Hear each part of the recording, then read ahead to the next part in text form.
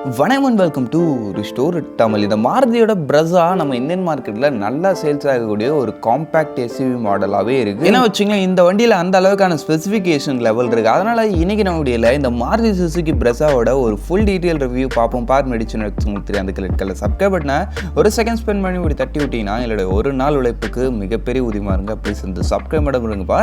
சரி, இப்போ நம்ம அதிகமாக பேசாமல் வீடியோக்குள்ளே போகலாம். சரி, ஓகே. ஃபர்ஸ்ட் விஷயம் நம்மளுக்கு வண்டியோட டிசைன் ஐஸ் பொறுத்தளவுக்கு உங்களுக்கு லைட்டாக அந்த ஒரு பாக்ஸி டோன்லேயே கொஞ்சம் அப்படியே ஸ்லீக் அண்ட் ஸ்டைலிஷாக ஆகினா எதை மாதிரி இருக்குமோ அதை மாதிரி தான் இருக்குது. டிசைன் விஷயத்தில் நிச்சயமாக ரியலி பார்க்குறதுக்கு சூப்பராகவே இருக்குன்னு சொல்லலாம். டிசைனில் எனக்கு தெரிஞ்சு குறை இல்லை. நல்ல ஒரு காம்பேக்ட் எஸ்யூவிக்கு எதை மாதிரி ஒரு டிசைன் டோன் இருக்கணுமோ அதை மாதிரி நல்ல ஒரு அட்ராக்டிவான ஒரு டிசைன் டோனோடைய இந்த ஒரு வெஹிக்கிள் இருக்குது. அதனால் டிசைன் விஷயத்தில் எனக்கு தெரிஞ்சு இந்த ஒரு காம்பேக்ட் எஸ்யூவி செக்மெண்ட்டில் இது ஒரு நல்ல ஒரு டிசைன் டோன் இல்லை ஒரு வெஹிக்கிளாகவே இருக்குது. சரி, ஓகே. நெக்ஸ்ட் நம்மளுக்கு இந்த வண்டியோட அந்த ஒரு டிசைன் பற்றி பேசுகிறோன்றப்ப அப்படியே அந்த டிசைனுக்கு சேஃப்டி எப்படி இருக்குன்ற விஷயத்தையும் பார்த்துருவோம். ஆமாங்க, ஃபர்ஸ்ட் விஷயம் இது சுசுகின்றப்ப எல்லாருக்கும் சேஃப்டி கம்மியாக இருக்கும் அது மாதிரி ஒரு தாட் வரலாம். பட் ஆனால் இந்த வண்டிக்கு 4 ஸ்டார் ரேட்டிங் வரைக்கும் கொடுத்துருக்காங்க. என்கேப்லேருந்து 4 ஸ்டார் ரேட்டிங்ன்றது நிச்சயமாக நல்ல ஒரு ரேட்டிங் தான். ஏன்னா வச்சுங்க, இந்த வண்டியில் 6 ஏர் பேக்ஸ் வரைக்கும் கொடுக்குறாங்கன்றப்ப சேஃப்டி விஷயத்துலையும் ஓரளவுக்கு நல்லாவே பண்ணியிருக்காங்க சுசுகி. சரி, அப்படியே நான் நம்ம வண்டியோட இன்டீரியருக்குள்ளே வரோன்றப்ப இது ஒரு 5 சீட்டர் கெப்பாசிட்டியோட இருக்கக்கூடிய ஒரு வெஹிக்கிள். பின்னாடி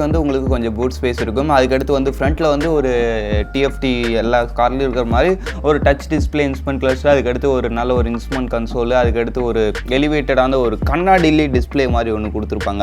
அந்த ஒரு விஷயம் அது மாதிரி ஃபீச்சர் விஷயத்துலையும் குறை இல்லாமல் பண்ணியிருக்காங்க. அதுக்கடுத்து இதில் உங்களுக்கு சன்ரூஃப்மே ஆப்ஷனலாக வருதுன்றப்ப அந்த ஒரு விஷயமும் சூப்பராகவே இருக்குது. அப்படின்னு பார்க்கும்போது ஓவரலாக ஃபீச்சர் விஷயத்தில் இப்போ இருக்கிற மோஸ்ட் ஆஃப் காரில் இருக்கிற எல்லா விஷயத்தையும் கவர் பண்ணியிருப்பாங்க. இந்த ஹில் ஹோல்டு, அதுக்கடுத்து அது இதுன்னு ஏகப்பட்ட ஃபீச்சர் இருக்கா, அதெல்லாம் லிஸ்ட்டு போட்டோன்னா வச்சுங்களேன் ஒரு வீடியோ பார்த்தாது பல வீடியோ போடணும்.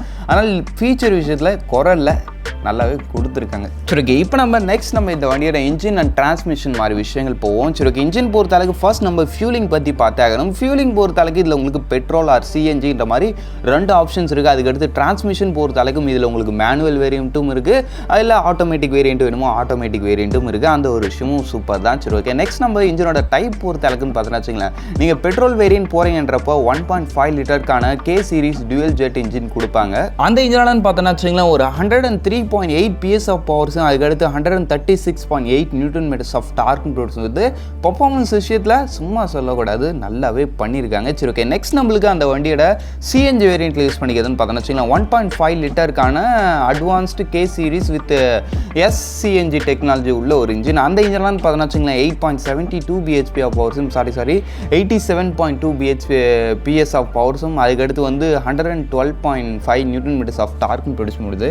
இதோட பர்ஃபார்மன்ஸுமே நிச்சயமாக குறையில்லை. அதுக்கடுத்து பார்த்தோன்னா வச்சுக்கலாம் இந்த இன்ஜினில் இன்னொரு இம்பார்ட்டண்டான விஷயம்னு பார்த்தோன்னா நான் சொல்லியிருந்தீங்களா petrol engine dual jet K series அதில் உங்களுக்கு ஸ்மார்ட் ஹைப்ரிட்னு ஒரு சிஸ்டம் கொடுப்பாங்க. அந்த ஒரு ஸ்மார்ட் ஹைப்ரிட் சிஸ்டம்னா அது ஒன்றும் இல்லை, நம்மளுக்கு யூஸ்வலான ஒரு பெட்ரோல் இன்ஜின் எப்படி இருக்குமோ அதை மாதிரி தான் இருக்கும். அது கூட எக்ஸ்ட்ரா ஒரு மோட்டர் ஒன்று கொடுத்துருப்பாங்க. அந்த ஒரு மோட்டர் நம்ம இன்ஜினுக்கு எப்போல்லாம் ஸ்ட்ரெஸ்ஸு அதான் அதிகமாக லோடு விழுதோ அதை மாதிரி சமயத்தில் அந்த மோட்டரும் கொஞ்சம் அசிஸ்ட் பண்ணி அந்த லோடை இது கொஞ்சம் அதுக்கடுத்து பெட்ரோல் கொஞ்சம்ன்ற மாதிரி ரெடியூஸ் பண்ணுறதுனால உங்களுக்கு வண்டியோட அந்த ஒரு இன்ஜின் லோடு குறைஞ்சி உங்களுக்கு வண்டியோட அந்த ஒரு இன்ஜின் நல்ல ஒரு எஃபிஷியண்ட்டாக ரன் ஆகும். அதனால் உங்களுக்கு வண்டியோட மைலேஜ் எக்ஸலண்ட்டாக இருக்கும். அதுக்கடுத்து இந்த automatic start and stop system, டிராஃபிக்கில் நிறுத்தி ஓட்டுறன்றப்ப அது மாதிரி ஒரு சில சிஸ்டத்துக்கும் இந்த ஒரு ஸ்மார்ட் ஹைப்ரிட் நல்ல ஒரு விஷயமாகவே இருக்குது. சரி, ஓகே. நெக்ஸ்ட் நம்மளுக்கு இப்போ இந்த வண்டியோட ஒரு இம்பார்ட்டண்டான ஒரு விஷயம் மைலேஜ். ஆமாங்க, வண்டியோட மைலேஜ் பொறுத்த அளவுக்குன்னு பார்த்தோன்னா வச்சுக்கோங்க இதில் ஒரு 2-3 ஆப்ஷன்ஸ் இருக்குது. அது எதுக்கு நான் தனித்தனியாக சொல்கிறேன். ஃபர்ஸ்ட் விஷயம் உங்களுக்கு பெட்ரோலில் மேனுவல் ஆர் ஆட்டோமேட்டிக் இருக்குது. சிஎன்ஜியில் உங்களுக்கு மேனுவல் மட்டும்தான். நீங்கள் பெட்ரோலில் மேனுவல் வேரியன்ட் போகிறீங்கன்றப்ப கம்பெனி ரிப்போர்ட்டட் ஒரு 19.5 கிலோமீட்டர் வரைக்கும் சொல்கிறாங்க. அப்படின்னு பார்க்கும்போது மேனுவலே உங்களுக்கு இந்த அளவுக்கு மைலேஜ் தருதுன்றது ஒரு சூப்பரான ஒரு விஷயம். நீங்கள் ஒரு டீசெண்டான ரைடிங் ஸ்டைல் மெயின்டைன் பண்ணுறப்போ மேனுவலில் எனக்கு தெரிஞ்சு கம்பெனி தரதே யாருமே எடுக்க முடியாது. ஒரு 17 கிலோமீட்டர் per லிட்டர் வரைக்கும் எடுக்கலாம்.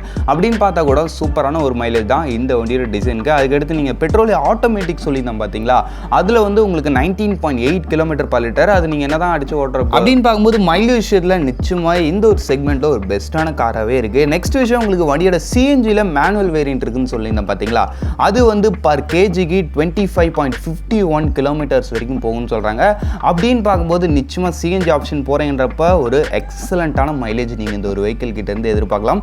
ஆக மொத்தத்தில் நிச்சயமாகவே இந்த ஒரு காம்பேக்ட் எஸ்யூவியில் நல்ல ஒரு எஃபிஷியண்ட்டானவும் நல்ல ஒரு லுக்கான ஒரு வெஹிக்கிளாகவும் இந்த மாருதியோட Brezza இருக்குது. சரி ஓகே, இந்த வண்டியோட ப்ரைஸிங் பார்த்துட்டு நம்ம வீடியோ முடிச்சுப்போம். ப்ரைஸிங் பொறுத்த அளவுக்கு உங்களுக்கு பேஸ் வேரியன்ட்டு ஒரு 9,95,98 அரௌண்ட் ஒரு 10 lakhs கிட்ட உங்களுக்கு பேஸ் வேரியன்ட் வரும். அதுக்கடுத்து டாப் வேரியன்ட்டு 17 lakhs வரைக்கும் வருது. இந்த ஒரு ப்ரைஸிங்கில் நல்ல ஒரு டிசைன் இருக்கக்கூடிய ஒரு சூப்பர் மைலேஜ் தரக்கூடிய ஒரு காம்பேக்ட் SUV எடுக்குன்னு நினைக்கிறீங்கப்ப மாருதி Brezza நிச்சயமாக உங்களுக்கு ஒரு நல்ல ஆப்ஷனாக இருக்கும்னு சொல்லிட்டு இந்த வீடியோ நம்ம இங்கே முடிச்சுப்போம். தேங்க்யூ ஃபார் வாட்சிங். பாய். See you later.